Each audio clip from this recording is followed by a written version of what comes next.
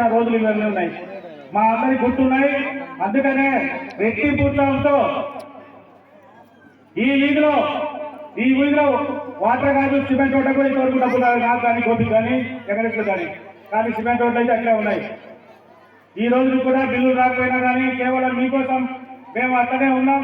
రేపు రాబోయే రోజులలో చేసి దానికంటే ఇంకా రెండింతలు కూడా ఎక్కువ బాగా చేస్తామని మీ అందరూ తెలియజేస్తూ, ఇంకా పూసల బజార్లో ఇంకా ఇక్కడ లబ్ధిదారులు ఉన్నారన్న. పూసల బజార్లో ఒక 54 మంది, మిగతా దళిత వర్గాలలో ఒక 50 మంది. ఈ 140 మందికి మనం ఖచ్చితంగా వాళ్ళకి ఇంటి సహాయం చేయాలి. ఈ వాళ్ళకి ఖచ్చితంగా సిమెంట్ రోడ్లు గురికాలలో వేయాలన్నా వాళ్ళందరి తరఫున నేను మీ సభాపూర్వకంగా తెలుస్తున్నాను. ఖచ్చితంగా మనం గెలుస్తా ఉన్నాం, గెలిపిస్తాం మేము మిమ్మల్ని. ఖచ్చితంగా మేము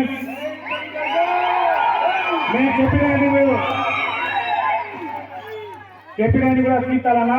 ఖచ్చితంగా మీరు మాకు సభాపూర్వకంగా హామీ కూడా ఇవ్వాలి. అన్న కూడా ఇస్తానని చెప్పినాడు. అలాగే ముఖ్య కార్యక్రమం మిస్ అవుతా ఉన్నాం. ఈరోజు మన పార్టీకి మన కార్యక్రమాలకు ఆకర్షితులై వైసీపీ నుంచి మన పార్టీలోకి లక్ష్మణ్ గారు,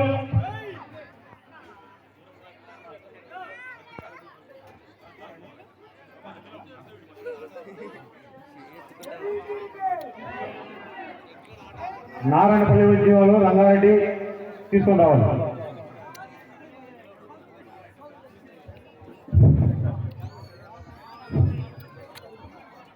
ఈరోజు మన తెలుగుదేశం పార్టీ అధినాయకుడు గౌరవనీయులైనటువంటి అశ్వరెడ్డి గారి నాయకత్వంలో అర్ధవీడు మండలం అర్ధవీడు గ్రామ పంచాయతీలోని నారాయణపల్లి గ్రామానికి సంబంధించినటువంటి ఒక 10 కుటుంబాలు వారు ఈరోజు మన తెలుగుదేశం పార్టీలో వైఎస్ఆర్ పార్టీ నుంచి చేరుతున్నారు. వారందరికీ స్వాగతం పలుకుతున్నాము మన పార్టీ తరఫున. వల్లపరెడ్డి రంగారెడ్డి,